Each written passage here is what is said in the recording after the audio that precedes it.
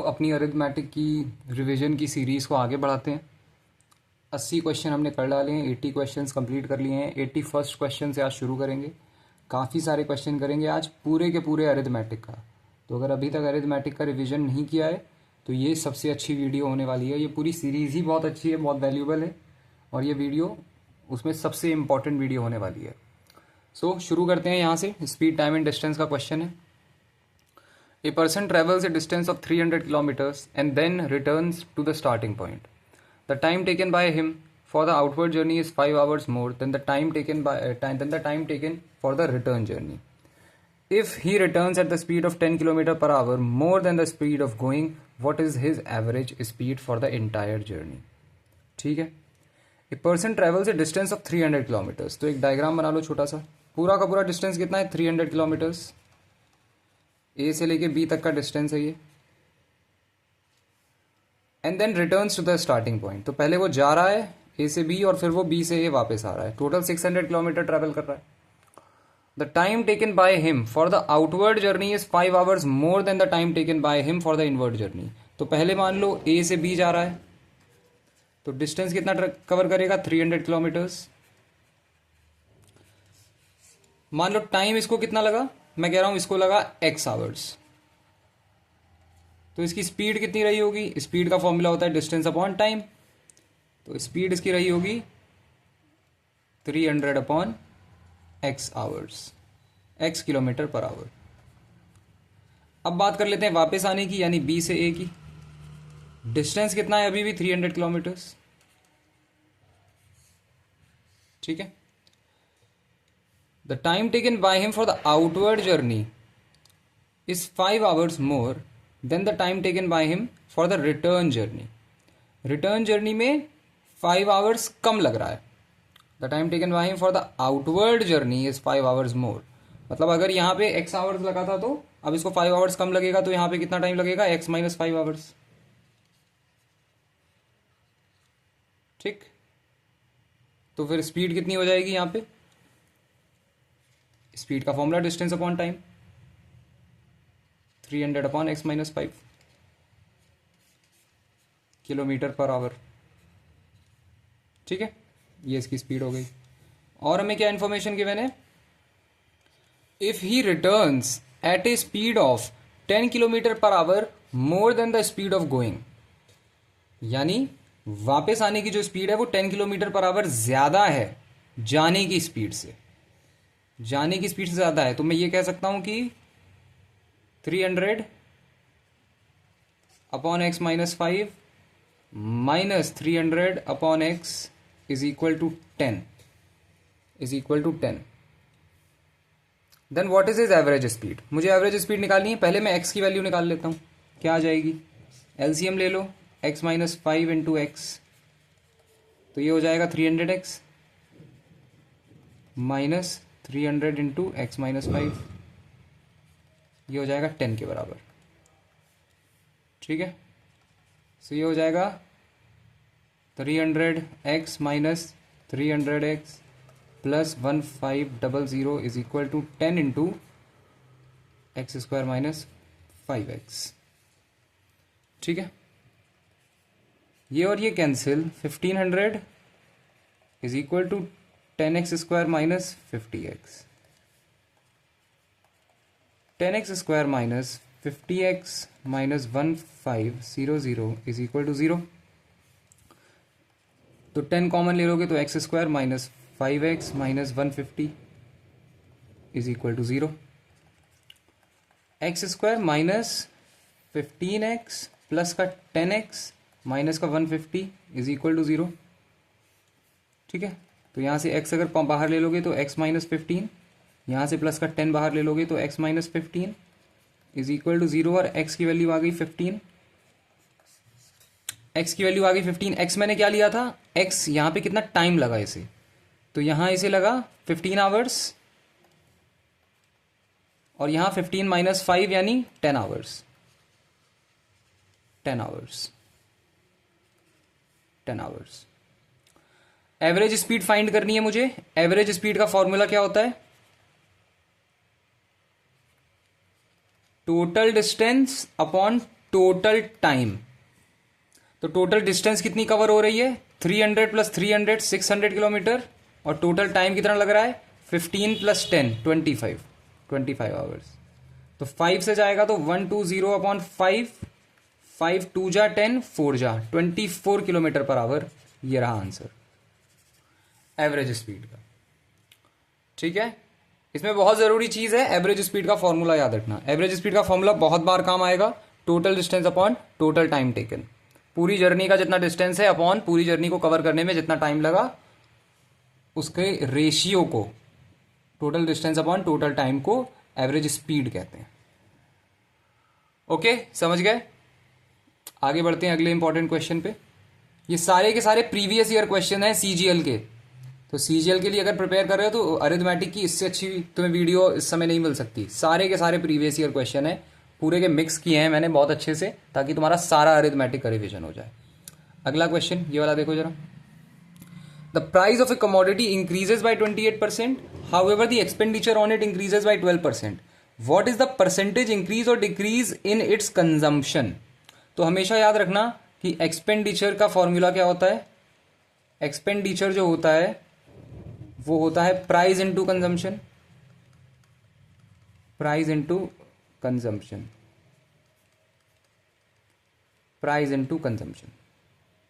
तो इमेजिन करो कि प्राइस की वैल्यू मैंने ओरिजिनल जो वैल्यू है, ओरिजिनल वैल्यूज, ओरिजिनल वैल्यूज में प्राइस की वैल्यू जो है मैंने इमेजिन कर ली ओरिजिनल वैल्यू 100 रुपीज, और ओरिजिनल कंजम्पशन मैंने इमेजिन कर लिया 100 यूनिट्स। तो ओरिजिनल एक्सपेंडिचर कितना आ जाएगा, एक्चुअल एक्सपेंडिचर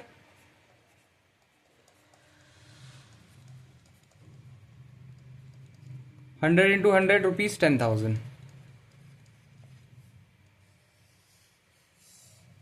ठीक है, अब चेंज्ड वैल्यूज देख लो।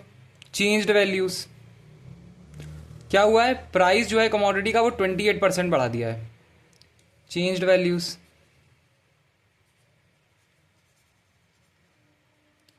प्राइस कमोडिटी का 28% बढ़ा दिया, तो प्राइस क्या हो गया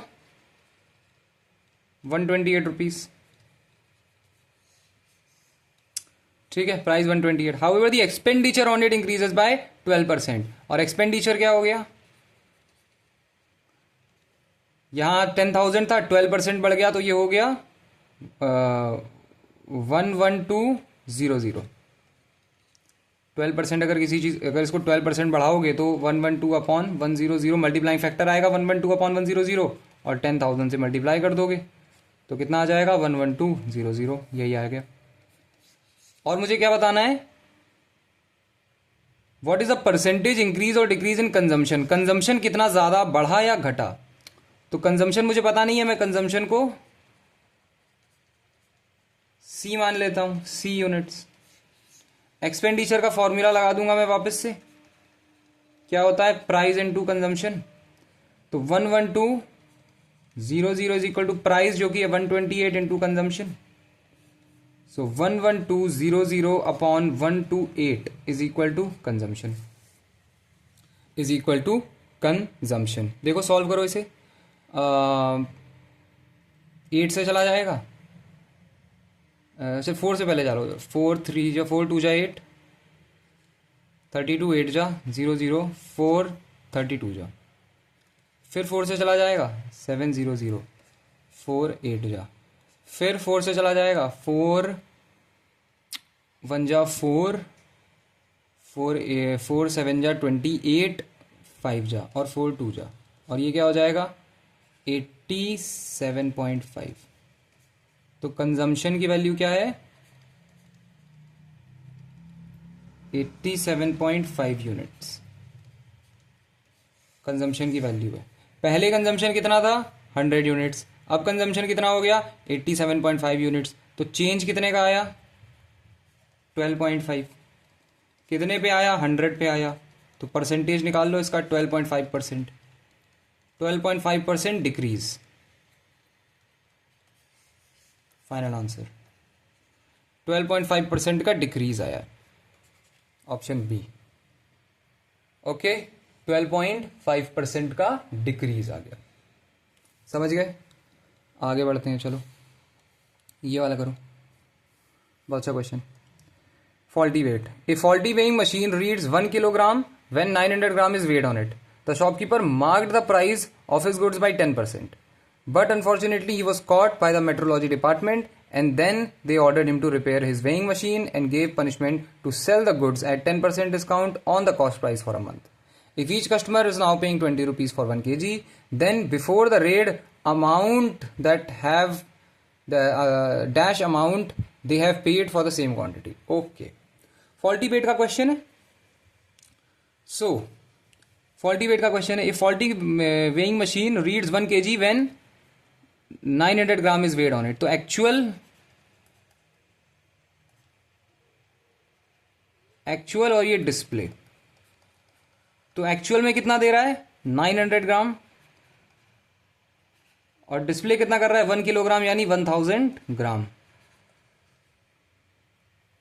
तो यहां इसको प्रॉफिट हो रहा है, कितने का प्रॉफिट हो रहा है 100 ग्राम का। कितने पे हो रहा है 900 ग्राम पे। 100 का प्रॉफिट हो रहा है 900 ग्राम पे। एक सेकेंड, मुझे इसको स्टेबल कर दूं मैं, जस्ट अ सेकेंड। ओके, 100 ग्राम का प्रॉफिट हो रहा है 900 ग्राम पे। हमेशा याद रखना, यहां पे नीचे हमेशा एक्चुअल वैल्यू लिखते हैं, एक्चुअल वैल्यू जिसपे डिस्प्ले वाली वैल्यू नहीं लिखते हैं, एक्चुअल वैल्यू लिखते हैं जो वो बेच रहा है। तो 900 ग्राम एक्चुअल में बेच रहा है, बोल रहा है कि 1000 ग्राम बेचेगा लेकिन बेच 900 ग्राम रहा है, तो उसको कितने का प्रॉफिट हो रहा है यहां पे 1/9 का प्रॉफिट हो रहा है। इसका मल्टीप्लाइंग फैक्टर क्या आएगा 1/9 + 1 यानी 10/9। 10/9 हो गया मल्टीप्लाइंग फैक्टर, पहला मल्टीप्लाइंग फैक्टर, ठीक।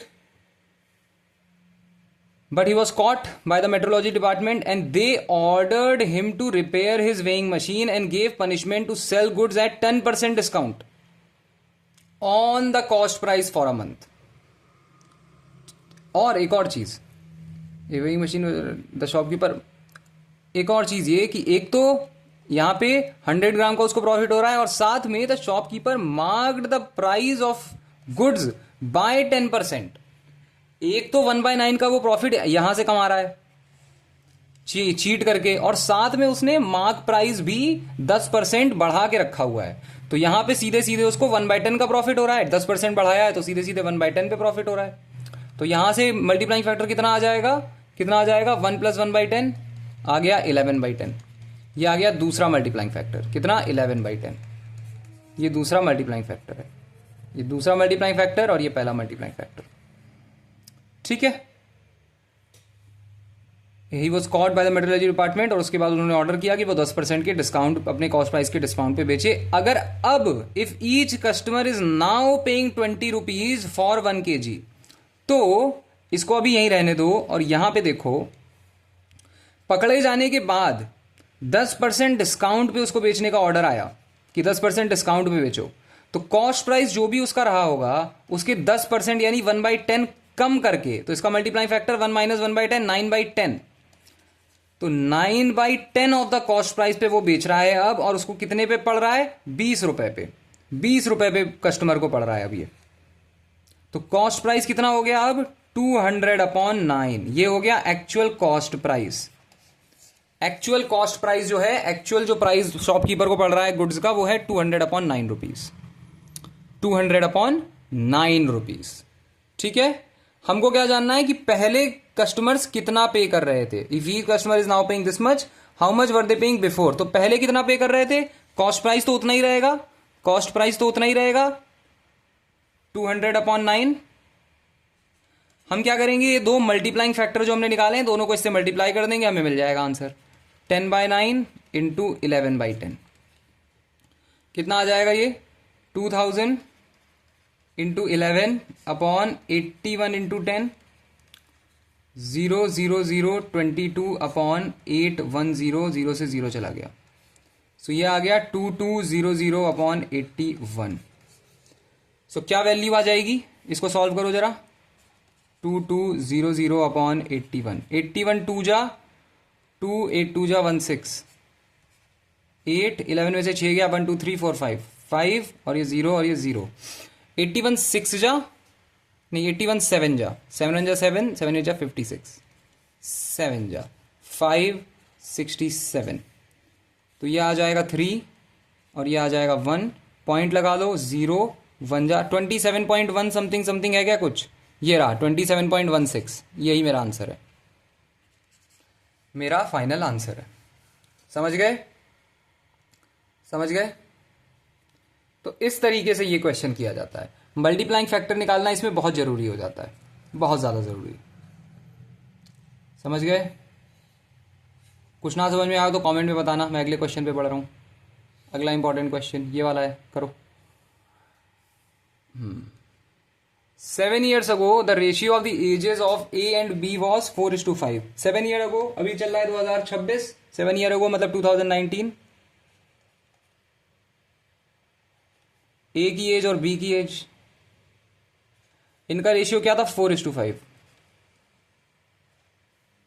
8 year hence मतलब आज से, यहां से 8 year नहीं, आज से। अभी क्या चल रहा है, अभी चल रहा है 2026, और आज से 8 year बाद यानी 2034। 8 year hence the ratio of the ages of A and B will be 9:10। अब इनका रेशियो हो जाएगा 9:10। What will be the difference between their present age in years, बताओ। सो 2019 की पहले बात कर लेते हैं।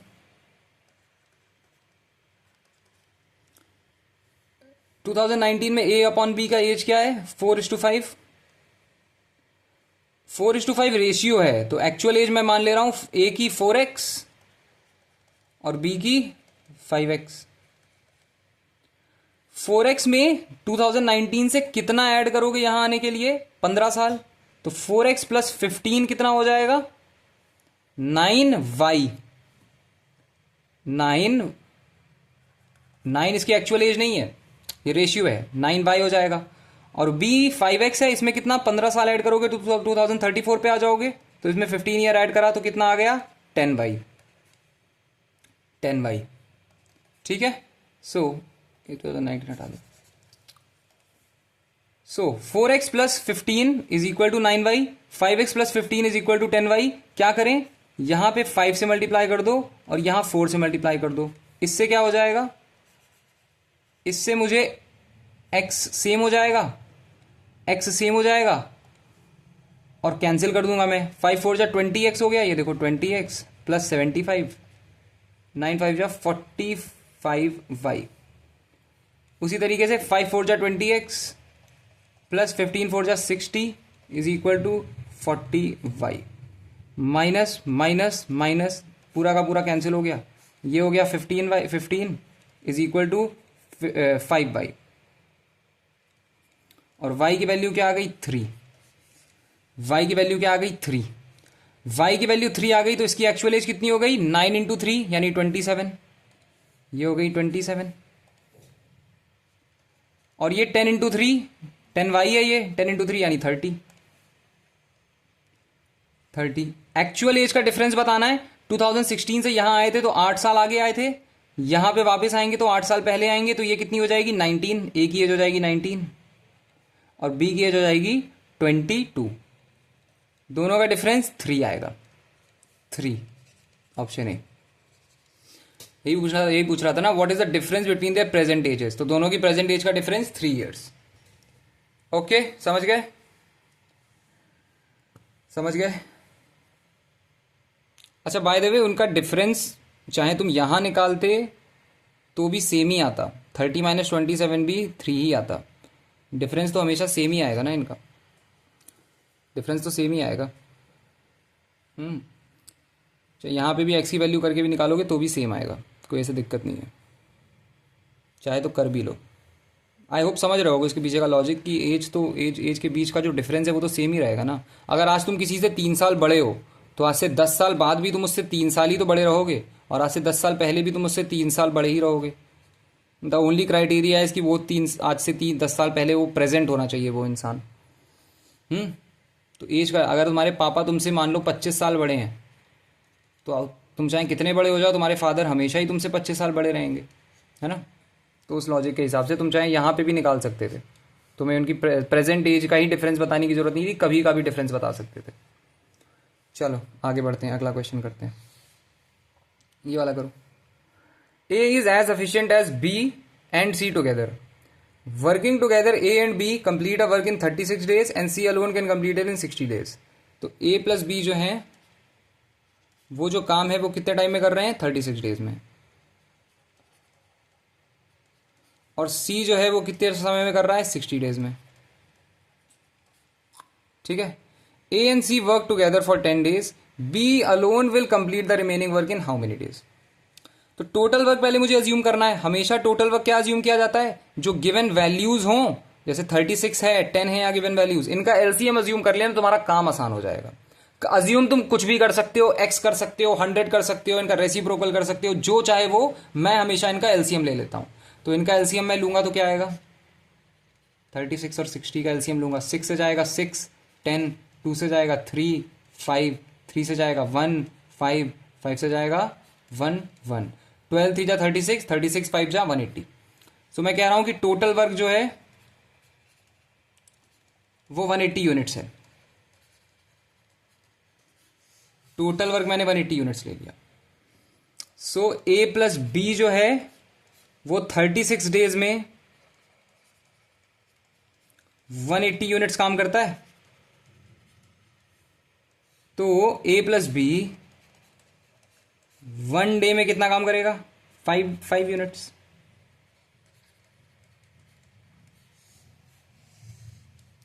उसी तरीके से सी 1 डे में कितना करेगा, 3 यूनिट्स।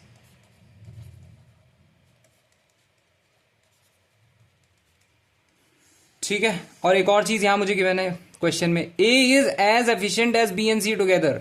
यानी ए जो है वो एक दिन में जितना काम करता है उतना ही काम बी प्लस सी भी 1 डे में कर डालता है।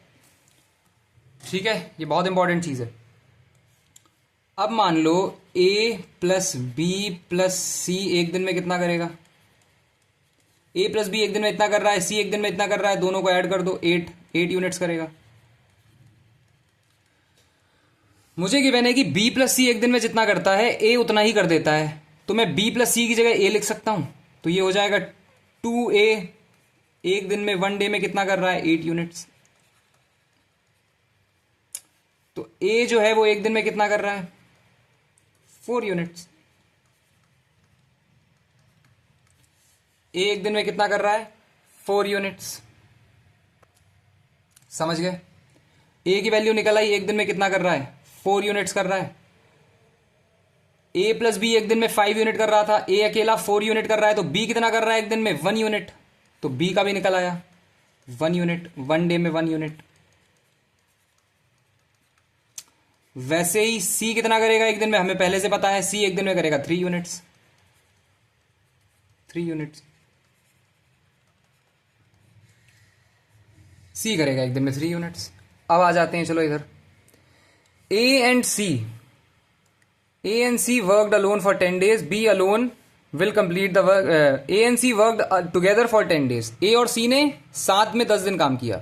तो A प्लस C एक दिन में कितना कर रहा है, 7 यूनिट्स। A प्लस C 7 दिन में, एक दिन में 7 यूनिट्स कर रहा है। और 10 दिन में इन्होंने कितना काम कर डाला होगा, 70 यूनिट्स। 70 यूनिट्स काम कर डाला, बचा कितना, टोटल वर्क कितना है, टोटल वर्क है 180 यूनिट्स, तो बच गया 110 यूनिट्स। काम कितना बच गया, 110 यूनिट्स। इतना काम अभी बचा रह गया है। अब कौन कर रहा है, B alone will complete the remaining work in how many days. B अब अकेला करेगा। बी एक दिन में 1 यूनिट करता है, बी एक दिन में 1 यूनिट करता है, तो 110 यूनिट करने में उसे कितना टाइम लगेगा, 110 अपॉन 1, 110 डेज, 110 दिन लगेंगे। यही फाइनल आंसर है, 110 डेज। समझ गए, बढ़िया क्वेश्चन था। टाइम एंड वर्क बहुत इंपॉर्टेंट है। Time and work, time and work extremely important है एसएससी के पेपर के लिए, एक्सट्रीमली इंपॉर्टेंट। किसी भी पेपर के लिए जिसमें अरिथमेटिक आती है, टाइम एंड वर्क बहुत बहुत बहुत इंपॉर्टेंट है। हर साल क्वेश्चन आता है, जरूर आता है। परसेंटेज मतलब पूरा का पूरा अरिथमेटिक ही सबसे ज्यादा इंपॉर्टेंट है, तुम्हें तो पता ही होगा। ठीक है, तो ये तो छोड़ा ही नहीं जा सकता है, करना ही पड़ेगा। आगे बढ़ते हैं, चलो ये वाला करो। The simple interest on the sum of money is 1/8 of the sum. इससे हम क्या निकाल सकते हैं? और मुझे पूछा क्या गया है, if the number of years is numerically double the rate percent per annum, then the rate percent per annum is what. ठीक है, तो मान लो कि अगर 1/18 ऑफ द सम है ना सिंपल इंटरेस्ट, तो मैं सम यानी प्रिंसिपल को क्या अज्यूम कर लूं? मैं प्रिंसिपल को अज्यूम कर लूं ₹1800। तो SI क्या आ जाएगा? SI आ जाएगा ₹100। कह रहा है कि the if the number of year is numerically double the rate percent per annum, तो भाई रेट को मान लो R% पर एनम, और टाइम पीरियड क्या हो जाएगा? डबल, तो 2R ईयर्स। और SI का फॉर्मूला क्या होता है? PRT/100, यानी 100 is equal to P 1800 into R into T 2R/100। ये और ये कैंसिल हो गया। 100/36 is equal to R²। R की वैल्यू हो जाएगी 10/6 5/3। सॉरी एक सेकेंड, हाँ 5/3। R की वैल्यू हो जाएगी 5/3।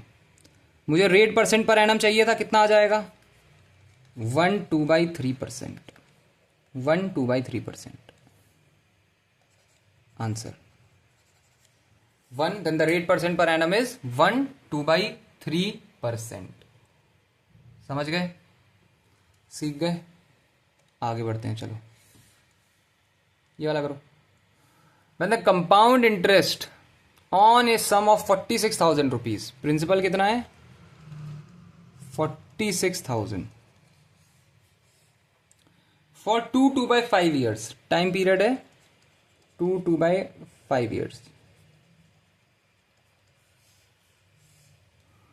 at 15% per annum। Rate of interest है 15% per annum. Interest being compounded annually. What is the compound interest on a sum of 46,000 rupees for 2/5 years at 15% per annum? Interest being compounded annually. Interest being compounded annually. बताओ। देखो 2/5 years है, इसको दो हिस्सों में बांट लो। पहला फॉर द फर्स्ट 2 years, नीचे ही कर देता हूं, चलो यहीं कर देता हूं। पहला for the first 2 years,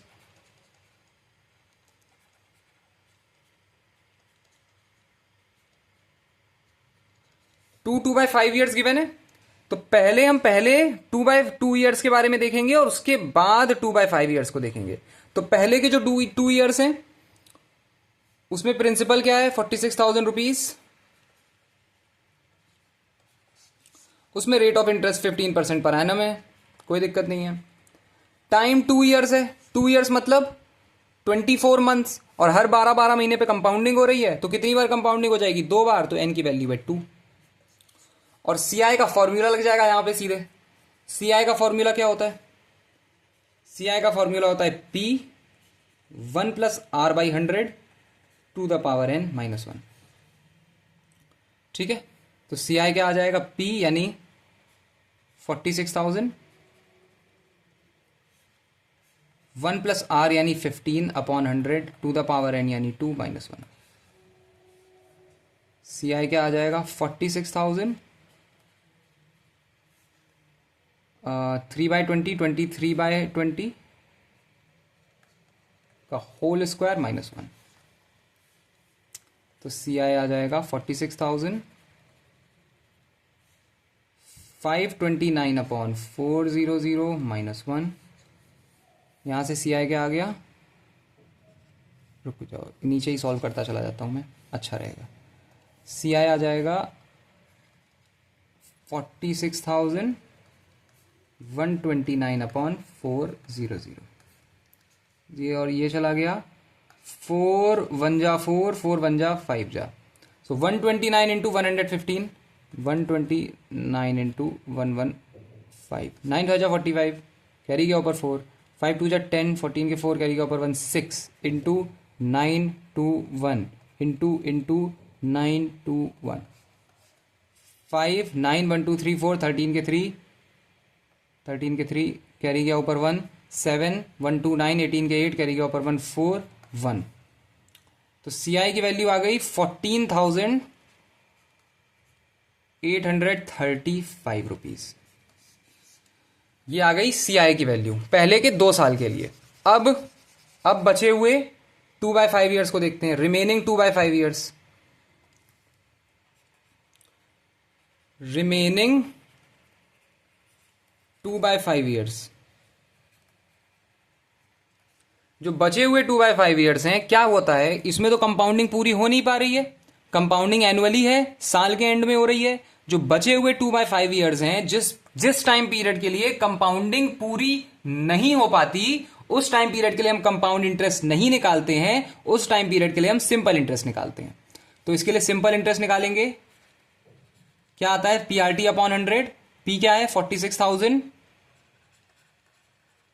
R क्या है 15, T क्या है 2/5 अपॉन 100, 100 से 100 चला गया, ये आ गया 3 3 2 जा 6, 460 इंटू 6, 6 0 जा 0, 6 जा 36, कैरी के ऊपर 3 27, 2760। अरे सॉरी रुक जाओ नहीं, सिंपल इंटरेस्ट ही निकालेंगे, लेकिन हाँ देखो प्रिंसिपल की वैल्यू क्या होगी, सिंपल इंटरेस्ट तो निकालेंगे लेकिन प्रिंसिपल की वैल्यू क्या होगी, सॉरी एक छोटी सी गलती होगी, प्रिंसिपल की वैल्यू क्या होगी, प्रिंसिपल की वैल्यू 46,000 नहीं होगी, अब प्रिंसिपल बढ़ गया। अब क्यों, कंपाउंड इंटरेस्ट चल रहा था ना, कंपाउंड इंटरेस्ट में क्या होता है, हर साल प्रिंसिपल बढ़ता है, हर बार जब कंपाउंडिंग होती है तो प्रिंसिपल बढ़ता है। तो 46,000 से बढ़ के अब प्रिंसिपल क्या हो गया, 46,000 में तुम ऐड कर दोगे ये जो इंटरेस्ट आया है, इसको ऐड कर दोगे तब नया प्रिंसिपल आएगा।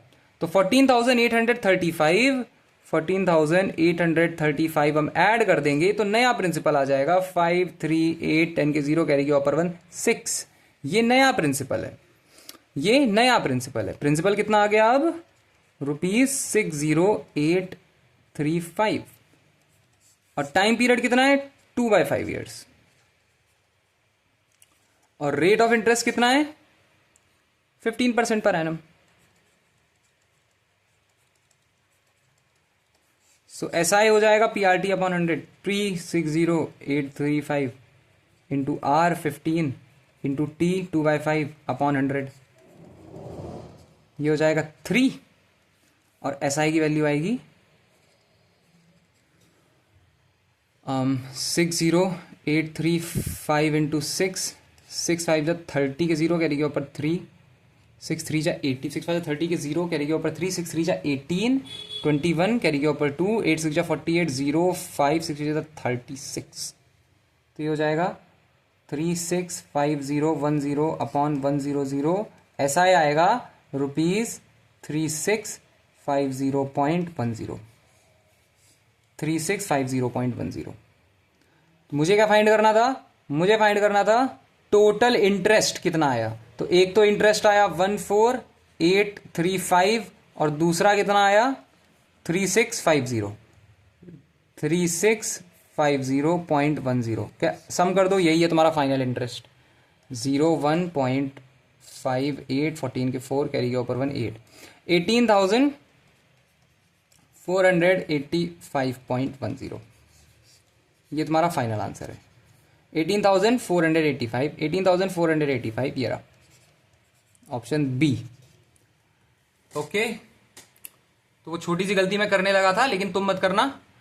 प्रिंसिपल जो है याद रखना, कंपाउंड इंटरेस्ट कैलकुलेट करते समय प्रिंसिपल इंक्रीज होता है। क्या, compound interest calculate while calculating compound interest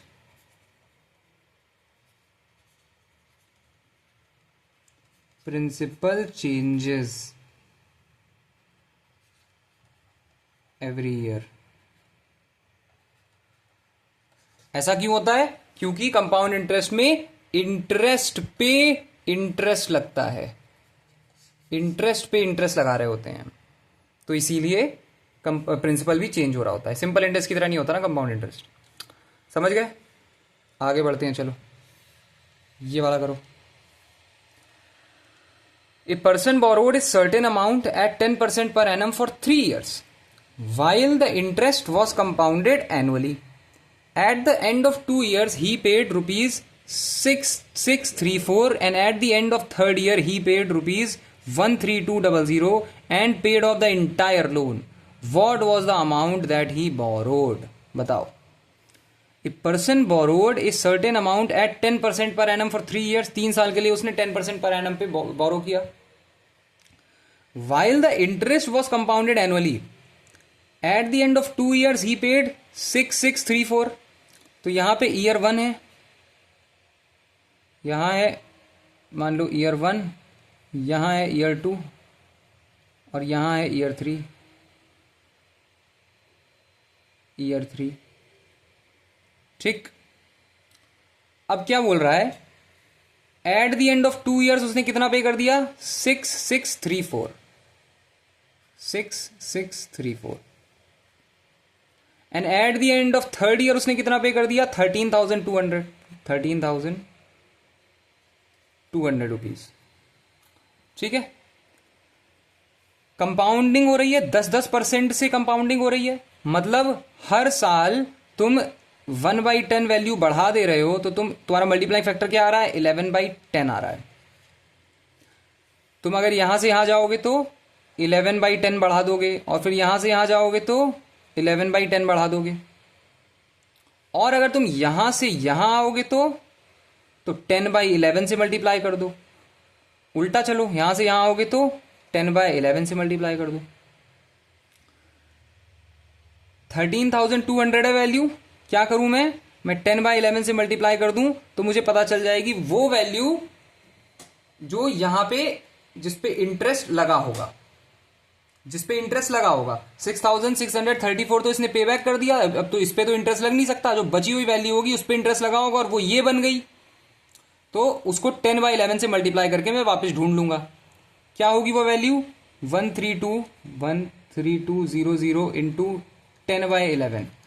11 1 जा 2 जा 0 0. 12,000. तो फाइनल वैल्यू 2 साल के बाद कितनी आ रही है?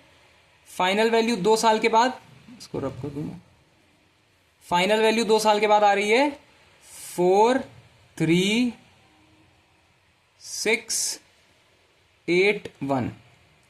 18,634. 2 साल के बाद कितनी वैल्यू आ रही है? 18,634. और अब इस 18,634 को अगर मैं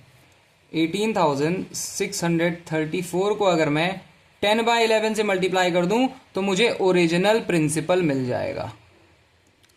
11 1 जा 11, 76, 6 जा 66, 103, 9 जा 4 जा, और इंटू 10 हो जाएगा ये, तो 16,940. 16, एक सेकेंड, कुछ गड़बड़, कहीं गड़बड़ हुई है. 18,634 आया यहाँ पे, और हाँ 43681, हाँ 18,634 आया. और फिर 18,634 को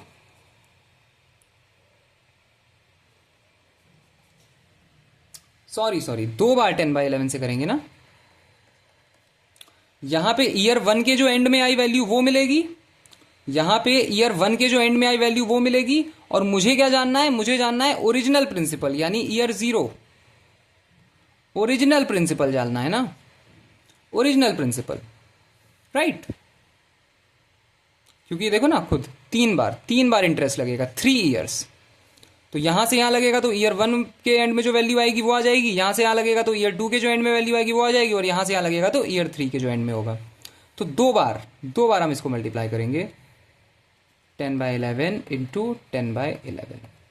तो यहाँ से मल्टीप्लाई करोगे क्या आ जाएगा, 11 1 जा 11 76, 11 6 जा 66, 103, 11 9 जा और 4 जा, और फिर करेंगे तो 11 1 जा 11 59, 11 5 जा और 4 जा, तो ये आ जाएगा 15400 रुपीज़, 15,400 रुपीज़, 15,400। ये रहा option B answer, option B. ठीक है।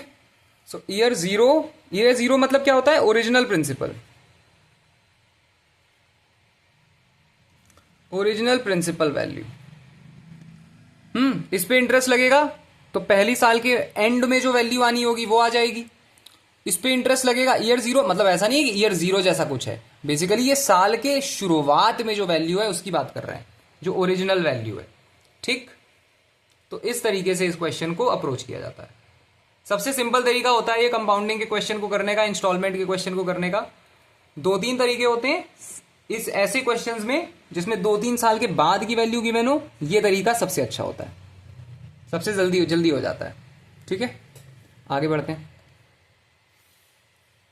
ये करो, a train is to cover 370 kilometre at a uniform speed. After running 100 km, the train could run at a speed 5 km per hour less than its normal speed due to some technical fault. The train got delayed by 36 minutes. What is the normal speed of train in kilometer per hour? ठीक है, तो train को total distance कितना cover करना है, 370 kilometre.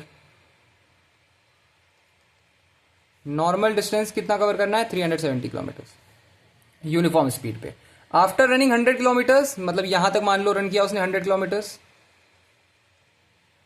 The train could run at a speed 5 kilometre per our less than it's normal speed.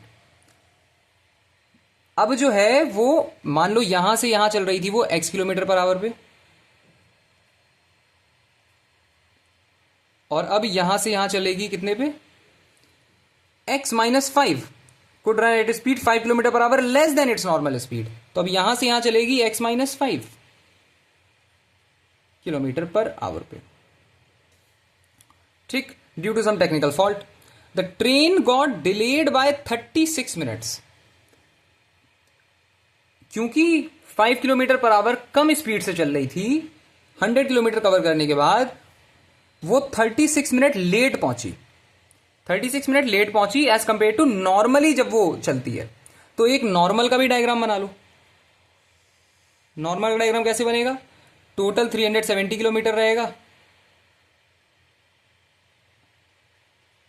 370 kilometre रहेगा total. ये अभी भी यहां पे 100 किलोमीटर मार्क कर लो, तो यहां से यहां ये 100 किलोमीटर का मार्क है, यहां से 100 किलोमीटर तक ये कौन सी स्पीड पे चल रही है, x kilometre per our. Normally 100 के बाद भी वो x kilometre per our he speed पे चल रही थी। ठीक है, normally x kilometre per our की ही स्पीड पे चल रही थी। तो हमारे जो मतलब की बात हो रही है, हमारे जो मतलब की चीज हो रही है वो 100 किलोमीटर पर आवर के बाद हो रही है। इस वाले डायग्राम में 100 किलोमीटर पर आवर के बाद x-5 किलोमीटर पर आवर की स्पीड से चल रही है। कितना डिस्टेंस कवर कर रही है, 270 किलोमीटर्स। तो जब ये वाली train 270 kilometres x-5 kilometre per our से कवर करती है,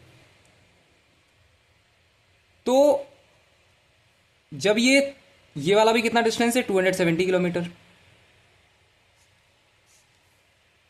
और जब ये normally 270 kilometre x kilometre per our की स्पीड से कवर करती है, तो इन दोनों का डिफरेंस कितना होता है, 36 मिनट, यानी 36/60, 36/60 आवर्स। 6 से काट दोगे तो 6/10 और फिर 3/5 आवर्स, 3/5 आवर्स आएगा। 3/5 लिख दो सीधा यहां पे, 3/5, 3/5। ठीक, तो हमारे जो मतलब की बात हो रही है वो इस 100 मार्क के बाद की बात हो रही है, 100 किलोमीटर के बाद की बात है। क्योंकि 100 किलोमीटर के पहले तो यहां पे भी x किलोमीटर पर आवर की स्पीड से चल रही है, यहां पे भी x kilometre per our speed से चल रही है। तो इस एरिया की वजह से कोई चेंज इन टाइम नहीं आ रहा है। चेंज इन टाइम कौन से एरिया की वजह से आ रहा है, इस एरिया की वजह से आ रहा है क्योंकि इस 270 किलोमीटर वाले एरिया को ट्रेन जब x minus 5 kilometre per our की स्पीड से कवर करती है तब उसे 36 मिनट ज्यादा लगते हैं, यानी 36 मिनट अपॉन 60 आवर ज्यादा लगते हैं। किसके कंपैरिजन में? Normal x kilometre per hour पे जब वो चलती है उसके कंपैरिजन में। उसी की इक्वेशन बनाई है ये मैंने, इस इक्वेशन को सॉल्व करो। x माइनस 5 एलसीएम आ जाएगा into x, 270x minus 270 into x minus 5 is equal to 3/5। So ये हो जाएगा 270x minus 270x plus 5 0 0 7 5 35 carry के ऊपर 3 1 3 yes upon x square minus 5x is equal to 3/5। ये और ये कैंसिल हो गया, ये इधर आएगा 5 into 1 3 5 0 is equal to 3 into x square minus 5x। Okay 5 0 0 5 5 25 carry के ऊपर 2 5 3 15 17 के 7 कैरी के ऊपर 1 6 is equal to 3x square minus 15x।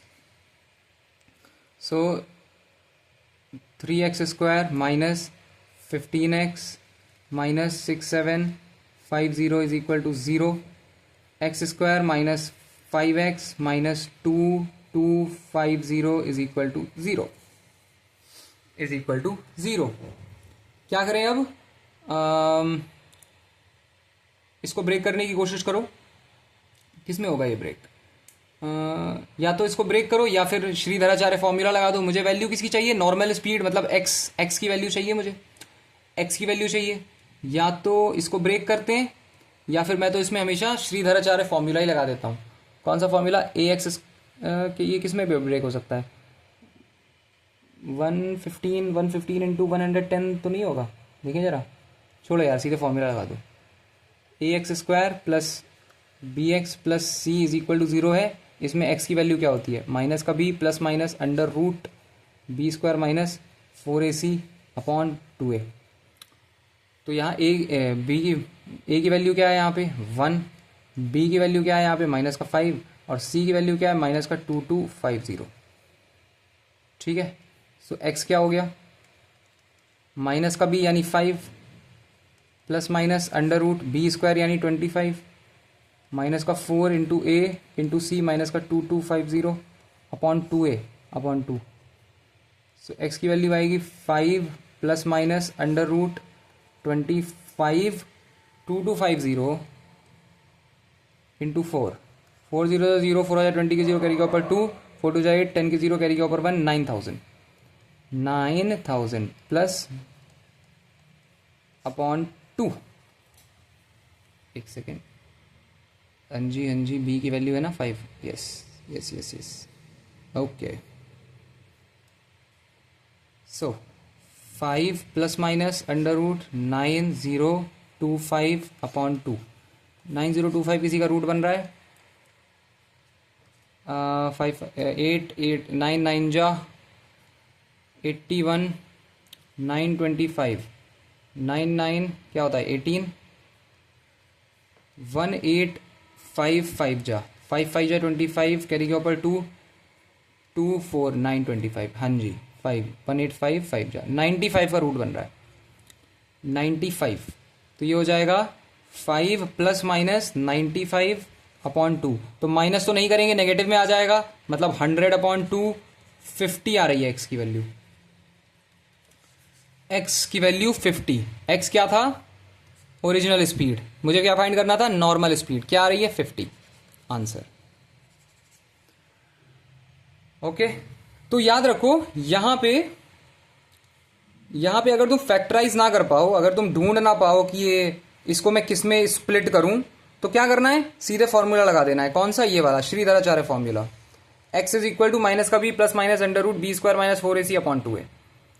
Normal quadratic equation से इसे कंपेयर करना, नॉर्मल क्वाड्रेटिक इक्वेशन से इसे कंपेयर करना और ये फॉर्मूला लगा देना, तुम्हारा काम हो जाएगा, तुम्हारा काम हो जाएगा। समझ गए? समझ गए? अगर समझ गए तो आगे बढ़ते हैं, चलो। ये वाला करो। The price of an item was reduce by 20%, its sale increase by X%, if there is an increase of 25% in the receipt of the revenue, find the value of X। तो रेवेन्यू क्या होता है? Revenue होगा price into cell. मैं कह रहा हूं original values,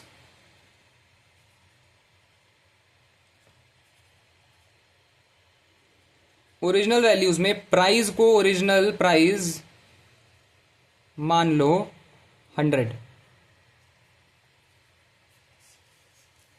और ओरिजिनल जो सेल है उसको मान लो 100 यूनिट्स। तो ओरिजिनल रेवेन्यू कितना आ जाएगा? ये आ जाएगा 100,000, 10,000 रुपीज आ जाएगा। अब चेंज्ड वैल्यू की बात कर लेते हैं।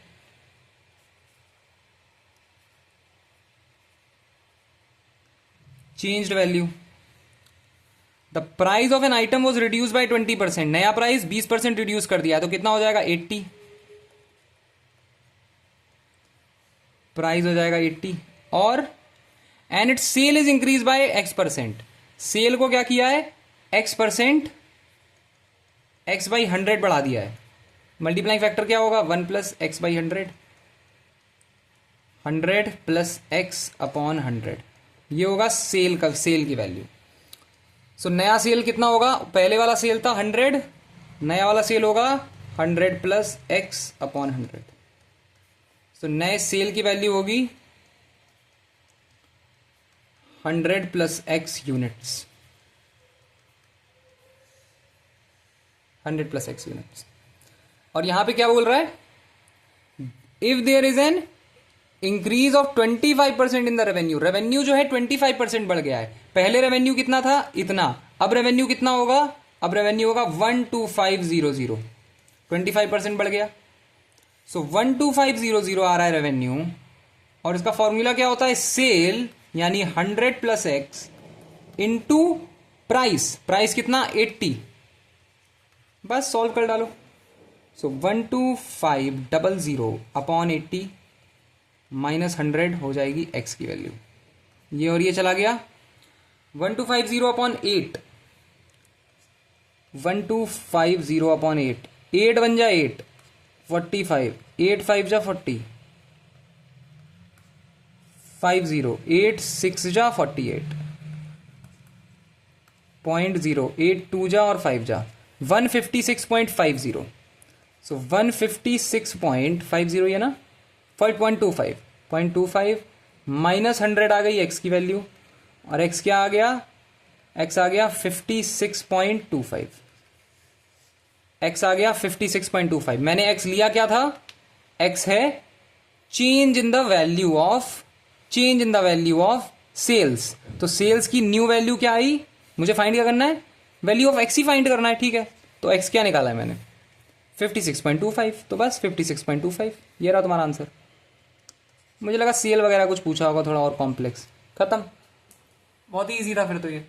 और ये सोचो टीयर 2 का है, टीयर 1 का नहीं है। कहाँ गया ये आपके टीयर 2 का है, SSC CGL टीयर 2 का। तो ये इस लेवल का, अच्छे लेवल का माना जाता है, ये टीयर 2 तक आता है। चलो आगे बढ़ते हैं, टीयर 1 तो हो ही जाएगा जो कुछ महीनों में है अभी से। ये करो जरा, बहुत easy. The successive discount of 18%, 10% and 15% are equivalent to a single discount of what? तो डिस्काउंट किस पे लगता है? मार्क प्राइस पे लगता है। मार्क प्राइस को 100 ले लो ओरिजिनल, तो पहला डिस्काउंट है 18/100, 18/100 का डिस्काउंट है, तो मल्टीप्लाइंग फैक्टर क्या हो जाएगा? 82/100, ये पहला मल्टीप्लाइंग फैक्टर। दूसरा डिस्काउंट क्या है? 10/100, तो ये क्या हो जाएगा? 9/10, दूसरा मल्टीप्लाइंग फैक्टर। और तीसरा डिस्काउंट क्या है? 15/100, तो मल्टीप्लाइंग फैक्टर क्या हो जाएगा? 85/100। सो मार्क प्राइस है 100, इसमें तीनों को मल्टीप्लाई कर दो, तीनों मल्टीप्लाई फैक्टर को मल्टीप्लाई कर दो। 82/100, 9/10, 85/100, हो गया तुम्हारा काम। कैंसिल कैंसिल, ये हो जाएगा 17 जा और ये हो जाएगा 20 जा, ठीक है। 85, हाँ, और ये हो जाएगा 41 जा और ये हो जाएगा 10 जा। सो 9 1 जा 9, 9 4 जा 36 इंटू 17/10। 17 9 जा 153, कैरी गया ऊपर 15। 17 6 जा 102, सो 117, कैरी गया ऊपर 11। 17 3 जा 51, तो 61 और 62/10। अरे यार क्या कर दिया मैंने ये, नहीं नहीं नहीं, ये तो इम्पॉसिबल है। कहाँ चले गए हम वैल्यूज़ को लेके।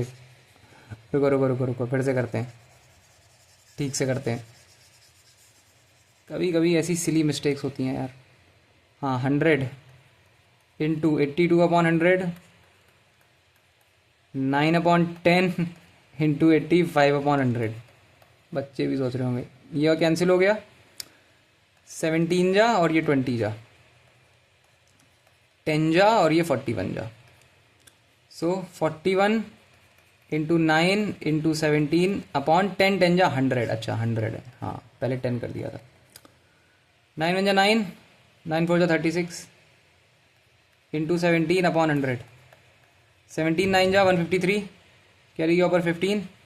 17 6 जा 102, तो 117, 77 कैरी गया 11। 17 3 जा 51, 61 62/100। तो नया मार्क प्राइस क्या आ गया, 62.73। 62.73 कितने का रिडक्शन आया, 37.27 का रिडक्शन आया। 37.27 का रिडक्शन आया, तो यही आंसर हो गया। आंसर 37.27। समझ गए। परसेंटेज को कैलकुलेट करना आता है ना। परसेंटेज का फॉर्मूला बता देता हूँ। परसेंटेज का फॉर्मूला होता है चेंज्ड वैल्यू, जितने का चेंज आ रहा है, तो यहाँ कितने का चेंज आया था, 37.27 का चेंज आया था। ओरिजिनल वैल्यू 100 थी, अपॉन इनिशियल वैल्यू। ना आता हो तो कोई दिक्कत नहीं है, लिख लो, इंटू 100। ये फॉर्मूला होता है जो हम यूज करते हैं, ठीक है। क्योंकि मैंने ओरिजिनल वैल्यू 100 ली थी, तो 100 ऐसे ही कैंसिल हो गया और आंसर आया 37.27%। ठीक है, आगे बढ़ रहे हैं, नया क्वेश्चन कर रहे हैं। ये वाला कर डालो, चलो। Ram covered 200 kilometers in 10 hours during a trip. He started his journey on his bike at a speed of 15 km per hour. After that, his bike broke down and he completed the remaining journey in his friend's car at a speed of 25 km per hour. The ratio of distances covered on the bike and that on the car is what? दोनों का ratio बताओ। तो भाई मैं क्या करूँगा,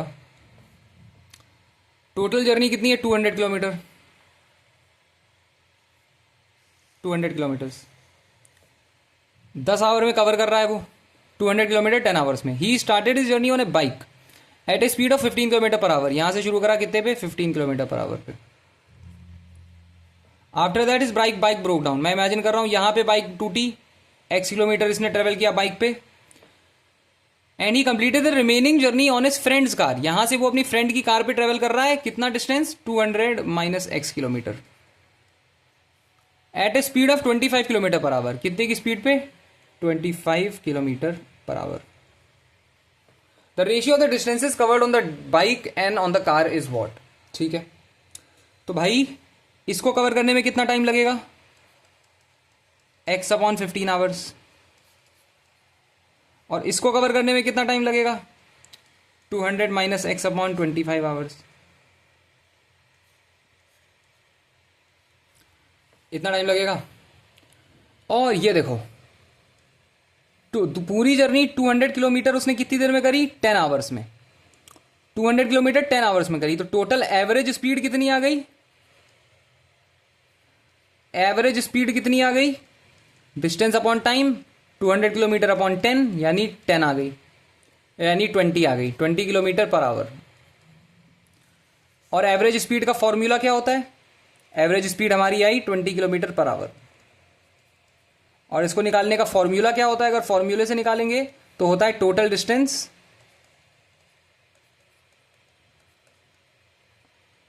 upon total time. बताया ही था मैंने। टोटल डिस्टेंस कितनी है हमारी? ये तो पहले 20 लिख दो। और टोटल डिस्टेंस कितनी है? 200 है। टोटल टाइम कितना आएगा? x/15 plus 200 minus x/25।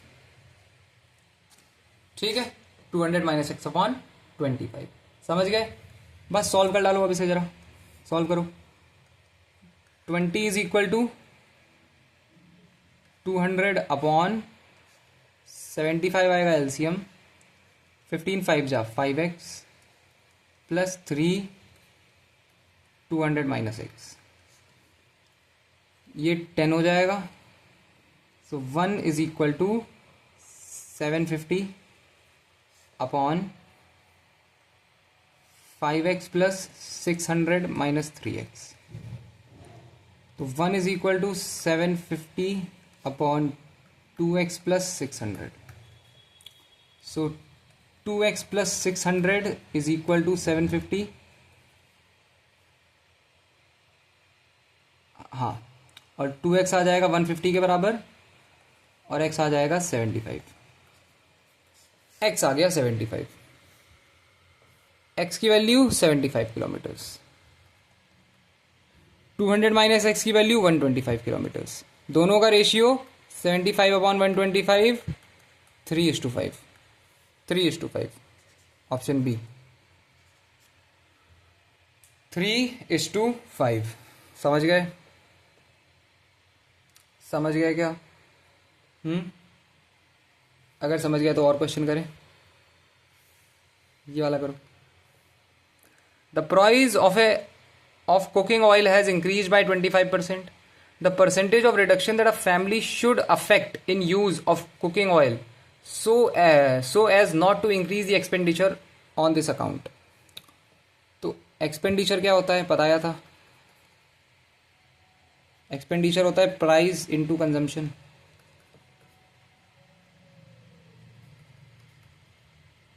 So imagine करो ओरिजिनल जो प्राइस है वो 100 है, ओरिजिनल कंजम्पशन भी 100 है, तो ओरिजिनल एक्सपेंडिचर कितना आ जाएगा? 10,000। ओरिजिनल एक्सपेंडिचर आ जाएगा 10,000 रुपीज़। और कुकिंग ऑयल का जो प्राइस है वो 25% बढ़ गया है, तो नया प्राइस कितना है? नया प्राइस है 125। और कह रहे हैं कि so as not to increase the expenditure. Expenditure नहीं बढ़ाना है, एक्सपेंडिचर अभी भी रखना है 10,000 रुपीज़। एक्सपेंडिचर का फॉर्मूला क्या होता है? Price into consumption. 10,000 प्राइस है 125 इनटू कंजम्पशन, तो कंजम्पशन की वैल्यू क्या आ जाएगी? 10,000 अपॉन 125। 5 2,000 आ जाएगा, और 25 जा ये हो जाएगा 80। कंजम्पशन की वैल्यू आ गई 80। तो क्या पूछ रहा है मुझसे? कंजम्पशन को कितना कम करना है? The percentage of reduction of a family should effect in use of. कितना कम करना है? 100 कर रहे थे, 80 कर दिया, 20% कम कर दिया भाई। 20% कम कर दो। ऑप्शन बी 20% कम कर दिया। ठीक है, समझ गए? अगला वाले ये वाला करो। What is a single discount to the nearest whole number equivalent to the 3 successive discount? तो ओरिजिनल मार्क प्राइस ले लो 100 रुपीज।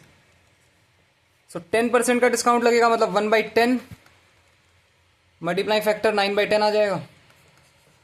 17% का डिस्काउंट लगेगा, मतलब 17/100 मल्टीप्लाइंग फैक्टर कितना आ जाएगा? 83 हाँ 83/100 आ जाएगा। 83/100 हो गया इसका मल्टीप्लाइंग फैक्टर। और तीसरा 25% है, 25/100 है, कम करनी है वैल्यू 25/100, तो मल्टीप्लाइंग फैक्टर आ जाएगा 75/100। तो क्या करो? 100 यानी मार्क प्राइस में मल्टीप्लाई कर दो तीनों।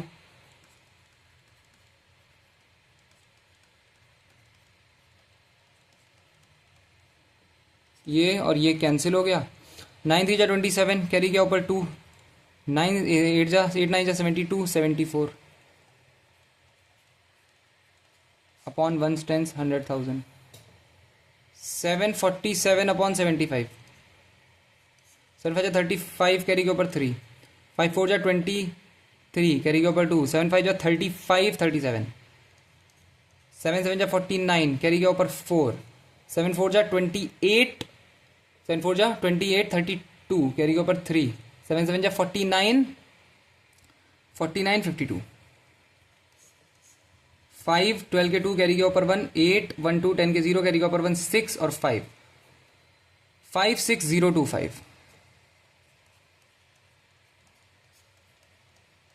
तो ये हो जाएगा 56.025 न्यू वैल्यू इतनी है।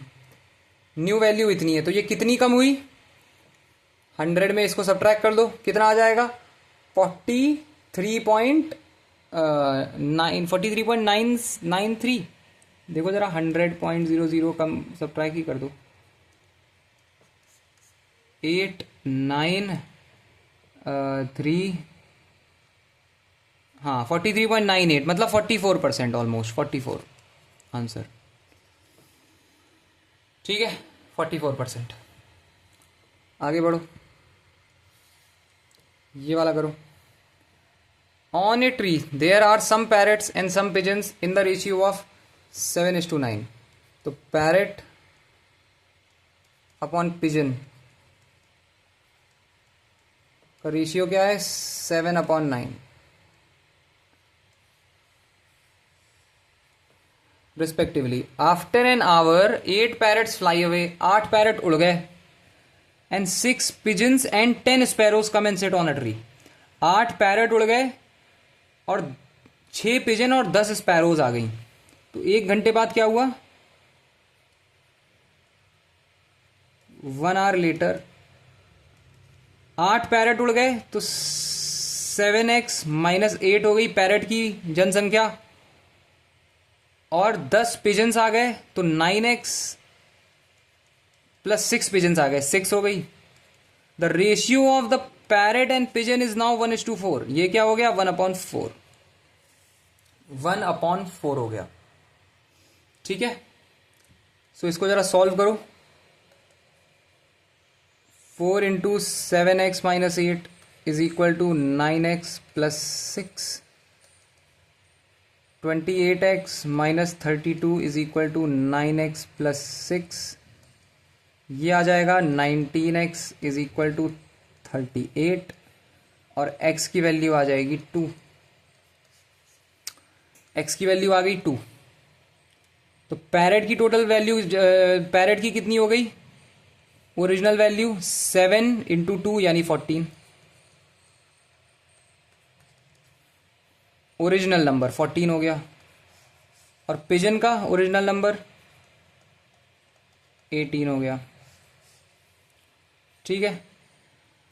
द रेशियो अब मुझे क्या पूछ रहा है मुझसे पूछ रहा है what is the ratio of the number of parrots and sparrows that are now अब क्या है अब क्या होगा पैरेट्स और स्पैरोज का तो पैरेट्स का अब क्या होगा 14 तो ओरिजिनल था और 8 उसमें से उड़ गए थे तो 14 - 8 यानी 6 और स्पैरोज के साथ क्या हुआ था 10 स्पैरो अभी अभी आई हैं तो 6/10 यानी 3/5 3:5 3:5 होना चाहिए ये रहा ऑप्शन सी फाइनल आंसर 3:5 समझ गए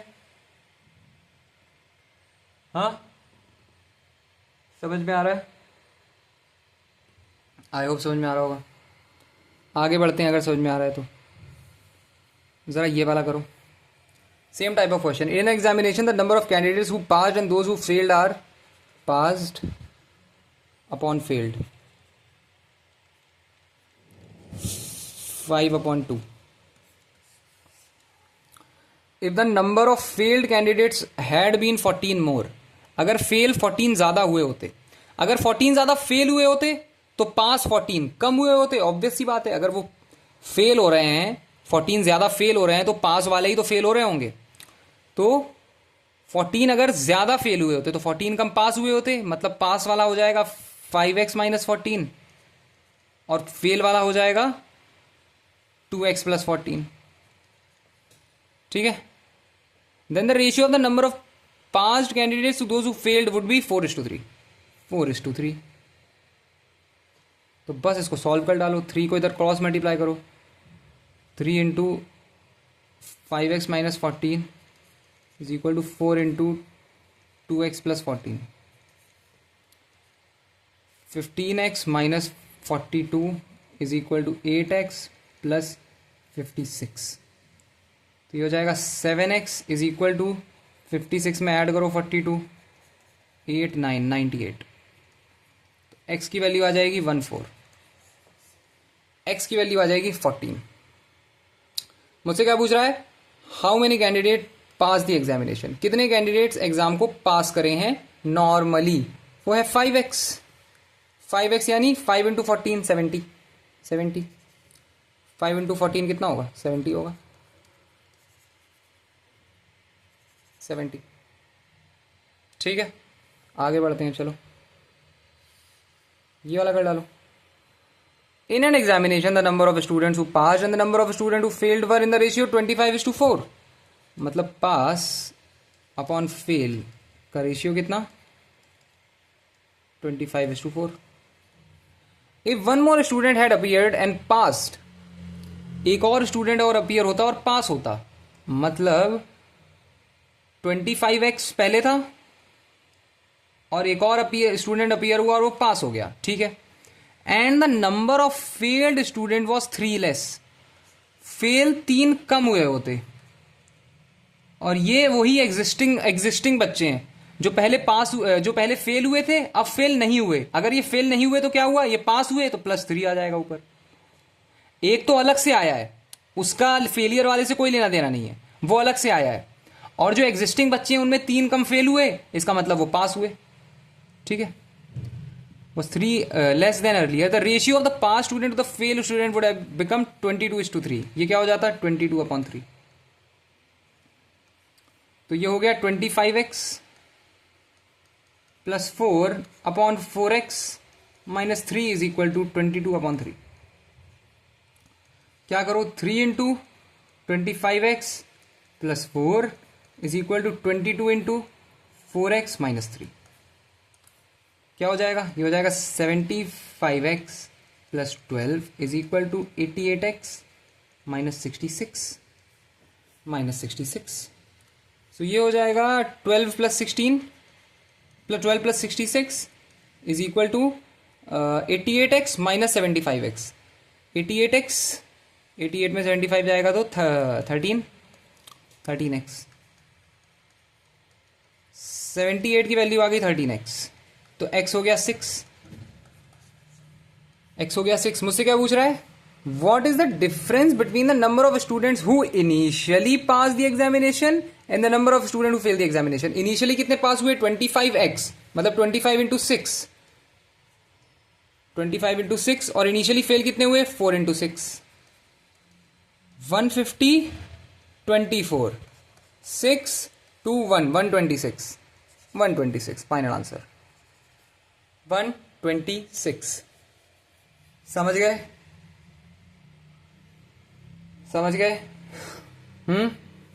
अगर समझ गया तो आगे बढ़ते हैं. चलो ये करो. एक company employed 2000 workers to complete a certain work in 150 days. If 1/4 of the work has been done in 50 days, then the number of additional workers to be employed to complete the work on time is what? Imagine करो कि एक worker एक दिन में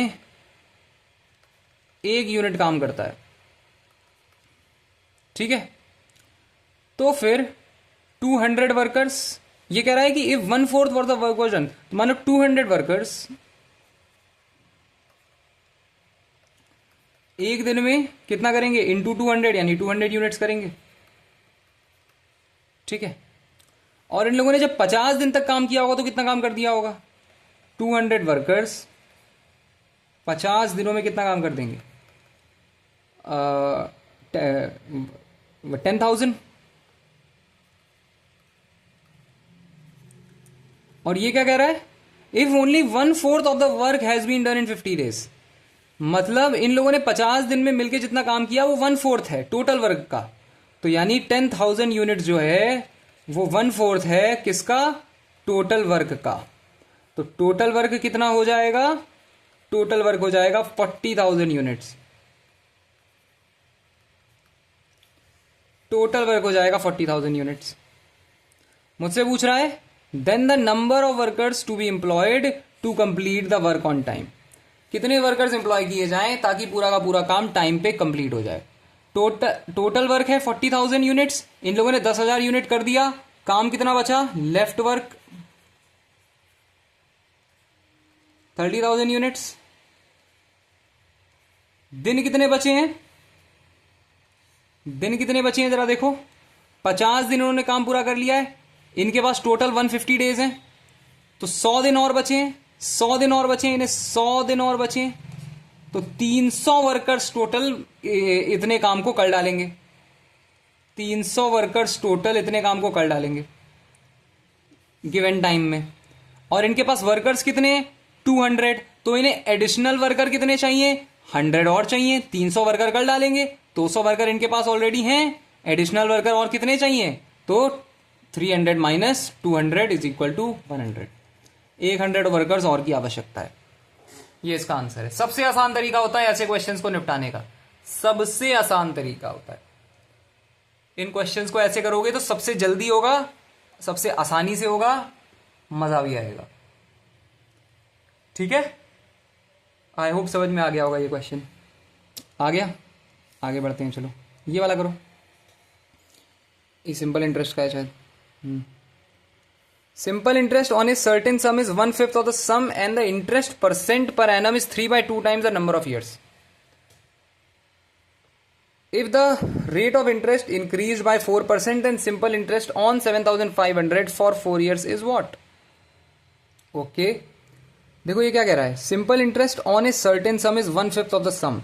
तो मैं सम यानी principal को मान रहा हूं ₹5x। ठीक है, तो SI क्या हो जाएगा, 1/5 है, तो SI हो जाएगा ₹x। ठीक, और इंटरेस्ट परसेंट क्या है, rate of interest percent 3/2 times the number of years, 3/2 times number of years यानी T। तो टोटल नंबर ऑफ ईयर्स कह रहा हूं वो T ईयर्स हैं। ठीक है, तो SI का फॉर्मूला लगा दो, PRT अपॉन 100 होता है, P है 5x, R है 3.2T और T है T अपॉन 100। SI हो गया x, SI है x, ये x लिख दो यहाँ पे, तो भाई x से x कट जाएगा, ये 20 हो जाएगा, ये इधर आएगा तो 20 अपॉन 3.2 जो है वो T स्क्वायर के बराबर है, और 200 अपॉन 32 जो है वो T स्क्वायर के बराबर है, 100 अपॉन 16 जो है वो T स्क्वायर के बराबर है। T की वैल्यू होगी 10 अपॉन 4 और T की वैल्यू हो जाएगी 2.5 ईयर्स। T की वैल्यू हो जाएगी 2.5 ईयर्स। ठीक है, T की वैल्यू आ गई 2.5 ईयर्स। तो R की वैल्यू कितनी आ जाएगी, R की वैल्यू है 3.25 ऑफ 2 टाइम्स, तो 3.2 इंटू 2.5, 5 2 जा 10 के 0 कैरी गया ऊपर 1, 1 6, 2 2 जा 4, 2 3 जा 6, 0 10 के 0 कैरी गया ऊपर 1, 8%। R की वैल्यू है 8%। मुझसे क्या पूछ रहा है, मुझसे पूछ रहा है if the rate of interest increases by 4%, इसको और 4% बढ़ा दो, 8% में 4% ऐड करोगे तो नया रेट कितना आ गया, 12%। Increases by 4%, then the simple interest on principal कितना है, 7,500,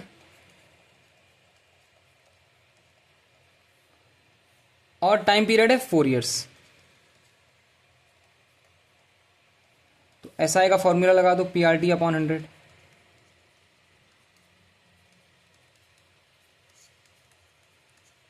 ठीक है, SI कितना आएगा, 12 5 जा 60 के 0 कैरी के ऊपर 6 और 900 इंटू 4, SI आ जाएगा 3600। 3600 देखो, ये ऑप्शन ए, ऑप्शन ए। समझ गए, समझ गए ना। आगे बढ़ें, यहाँ आ जाते हैं। चलो ये वाला क्वेश्चन करो। The compound interest on a certain sum of money for 2 years at 5% per annum. 5% is rupees 328. Then the sum is what? Principal को मान लो रुपीज पी। कंपाउंड इंटरेस्ट कितना गिवन है? रुपीज 328। टाइम पीरियड है 2 years और rate of interest है 5% per annum. ठीक है, तो फिर सी आई का फॉर्मूला क्या होता है भाई? P 1 + R/100 to the power 1 - 1। C I क्या है? 328। P मुझे पता नहीं है, उसको P रहने दो। 1 + R यानी 5/100 to the power n। n क्या होगा? 2 साल की बात है, कंपाउंडेड एनुअली ही है क्योंकि अलग से मेंशन नहीं है, तो n2 आ जाएगा, 2 - 1। ठीक, so 328 is equal to P 21/20 का whole square -1। 328 is equal to P into 441/400 -1। So 328 is equal to P into 41/400। ये आ जाएगा 8 और P की वैल्यू आ जाएगी 3200। प्रिंसिपल की वैल्यू है 3200। Answer okay. तो भाई 100 क्वेश्चन हमने कर डाले अरिथमेटिक के। ये सारे के सारे प्रीवियस ईयर क्वेश्चंस हैं। इनकी तुम अगर जबरदस्त प्रैक्टिस कर डालो तो यकीन मानो तुम बहुत अच्छा स्कोर करोगे एग्जाम में, बहुत अच्छा स्कोर करोगे। हाँ, 100 क्वेश्चन की प्रैक्टिस, एग्जाम वो भी सारे के सारे previous year question, Tier 2 Tier 1 दोनों के मिक्स। इन क्वेश्चंस की प्रैक्टिस अगर तुम एग्जाम के टाइम करते हो तो तुम्हें बहुत ज्यादा फायदा होगा। इसीलिए मैंने सारे के सारे जो टॉपिक्स हैं मिक्स किए हैं। ऐसा देखो, रिवीजन के टाइम बहुत बार गलती क्या करते हैं बच्चे, किसी एक टॉपिक का बहुत ज्यादा रिवीजन कर देते हैं और किसी एक टॉपिक को छूते ही नहीं। जो उनको नहीं आता है वो उसको छूते ही नहीं। जैसे बच्चे अक्सर इंस्टॉलमेंट को नहीं छूते, वो थोड़ा कॉम्प्लेक्स होता है, थोड़ा परेशान करता है, तो उसको नहीं छूते। और जो इजी टॉपिक होता है, परसेंटेज हो गया, या फिर टाइम, थोड़ा किसी किसी को टाइम एंड वर्क भी इजी लगता है, या फिर प्रॉफिट एंड लॉस काफी इजी होता है, तो इसको बहुत प्रैक्टिस करते हैं, करते ही चले जाते हैं, करते ही चले जाते हैं। तो ऐसा नहीं करना है, ऐसा नहीं करना है। सबकी प्रैक्टिस करनी है बराबर बराबर। कोई एक क्वेश्चन करके वहां पे तुम टॉप नहीं करने वाले हो, तुम्हें सारे क्वेश्चन कर आने चाहिए और ज्यादा से ज्यादा क्वेश्चन आने चाहिए, समझे। और बहुत ज्यादा डिफिकल्टी लेवल के क्वेश्चन पूछे नहीं जाते हैं, नॉर्मल डिफिकल्टी के पूछे जाते हैं। तो तुम्हें ऐसा भी नहीं है कि एकदम एक्सपर्ट डिफिकल्टी लेवल के क्वेश्चन प्रैक्टिस कर रहे हो जो तुम्हारा फेवरेट टॉपिक है और अपनी ईगो सेटिस्फाई कर रहे हो कि वाह वाह वाह मुझे इतना आ गया। उससे भी कुछ नहीं होगा। तुम्हें अगर अच्छा स्कोर करना है तो तुम्हें सारे के सारे टॉपिक्स स्कोर करने चाहिए। तो इसीलिए मैंने पूरे के पूरे अरिथमेटिक की इतनी एकदम जबरदस्त मैराथन सेशन बनाया। 100 क्वेश्चन है, तुम देख ही सकते हो। सारे हर जगह क्वेश्चन ही क्वेश्चन दिखेंगे तुम्हें, ये देख रहे हो, सब क्वेश्चन ही क्वेश्चन है। अगर तुमने पूरी सीरीज फॉलो नहीं करी है तो जाओ इस पूरी सीरीज को देखो, इससे तुम्हारा बहुत फायदा होगा। अभी मैं 20 क्वेश्चन और कराऊंगा अगली वाली वीडियो में, टोटल 120 क्वेश्चन हो जाएंगे। उसके बाद अगर लगा तो और कराता चला जाऊंगा ताकि तुम्हारा फायदा हो, बेनिफिट हो। तो ये 100 क्वेश्चन हमने कंप्लीट किए, इसको बार बार देखना, प्रैक्टिस करना। इससे ज्यादा डिफिकल्टी लेवल के क्वेश्चन प्रैक्टिस करने का कोई उतना फायदा नहीं होगा अगर सीजीएल की तैयारी कर रहे हो, ठीक है। और मैं उम्मीद कर रहा हूं कि तुम सीजीएल की ही कर रहे होगे अगर ये वीडियो देख रहे हो। तो कमेंट सेक्शन में बताओ अगर हेल्पफुल लग रही हैं ये वीडियोस, और अगर अच्छा लगे तो चैनल सब्सक्राइब कर दो और सारी वीडियोस देखो, बार बार देखो, वो ज्यादा जरूरी है ताकि तुम प्रैक्टिस करते रहो, ठीक है। मिलते हैं अगली वीडियो में।